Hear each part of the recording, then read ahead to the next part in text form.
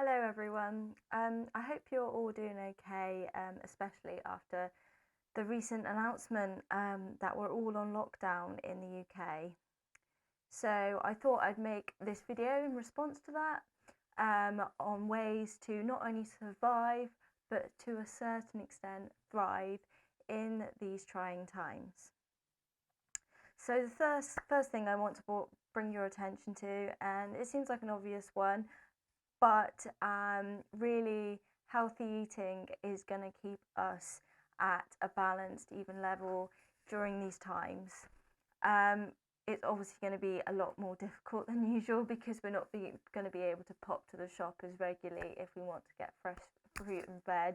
And also, as we've all seen, supermarkets are not as stocked as we're used to. So how can we navigate this? I think one of the ways we should really consider, because we're probably going to be eating less fresh food if we're not going out to the shop every day to buy fresh fruit and vegetables. But if we're going to be buying dried food, we really need to be looking at what food we're buying and the nutritional content of that. As far as I'm aware, most supermarkets still have a lot of things like quinoa in stock, which has actually got higher nutritional value than dried pasta. It's higher in protein and fibre, for example. And one good way to get one of your 5 a day in, and also great protein source, is beans. So if you can get hold of dried beans, like anything like dried chickpeas, dried kidney beans, mung beans, anything like that, that's great. But please do try and get fresh produce into your diet as much as possible still as well. It is a stressful time, but at the same time, most of us are going to have much more space in our life, which means space to perhaps try something new, experiment. So it might mean buying fruit or vegetables that you wouldn't usually buy and cooking up something different with them. So it's perhaps it is an experiment. It's like this giant social experiment happening, and you can also bring that into the home with cooking and with trying different things, because perhaps the things that you're used to getting aren't as readily available as you're used to having them. So that's one of my key points. Another point, again, it seems obvious but so important during this time, is good sleep. Now, I know many people are really going to struggle with this at the moment because of so many worries, especially financial worries, and if anything keeps us up at night, it's that. So what I would suggest for this time is really getting a nighttime routine, and having that nighttime routine to help slow down the body, slow down the nervous system, clear the mind, relax the body, and get you ready for bed. If you continue to do this night on tonight, the body will then start getting the signal that, oh, this is the nighttime routine, I need to start slowing down, and the body will respond to that. So, what do I mean by a nighttime routine? I would suggest some really gentle stretching or exercise. This doesn't have to be formal. You could take like 5 minutes and just do some very basic stretches.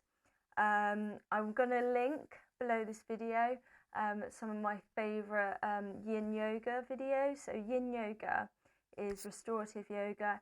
It's really slow. You hold each pose for at least a couple of minutes each. And it's really, really great in the evening for just slowing the nervous system and the body down, and it's great for the joints and the tissues. So I will link to that. You may also prefer a relaxation meditation. So I'll link as well to a yoga nidra practice, which is basically relaxing certain points in the body as you lay down. And it could be as simple as just every night you having a warm drink, not caffeinated of course, because that will keep you up, and reading a book, but really incorporating a nighttime routine is really, really going to help through these times and with your sleep quality. Okay. And the last point I'm going to make, and it kind of links to the point I made earlier about trying out new things with food, because we have more space in our lives, we're not going out, and all our plans that we're used to making are just not going to happen at the moment. Now's the time to try something new that you can do indoors, and I would recommend something creative. Or perhaps it's not new, it's something you enjoy doing or used to do a lot of and you just haven't had time to do so. So anything like painting or drawing, if visual arts are your thing, or writing, now is really, really the time that you're going to have an opportunity. And yes, lots of doors have shut for us at the moment, but I really, truly believe lots of doors are opening, and this is one of them. Allowing people to have more time to explore and take away that the pressure for busyness, the pressure to always be out and about. And I know for some people who are very extroverted, that's going to be very, very difficult. But also learning to be with yourself. That's just one of the greatest gifts I believe that you can give yourself, learning to be with yourself and to be okay on your own, because then you're not relying on the external world and other people all the time for fulfillment. And one of the ways to really be with yourself and to know yourself and explore is through creativity and creative expression. So those are my 3 main tips for how not to just survive the lockdown, but in a sense thrive. I hope these have been helpful in some way, and I'll speak to you again soon. Bye bye.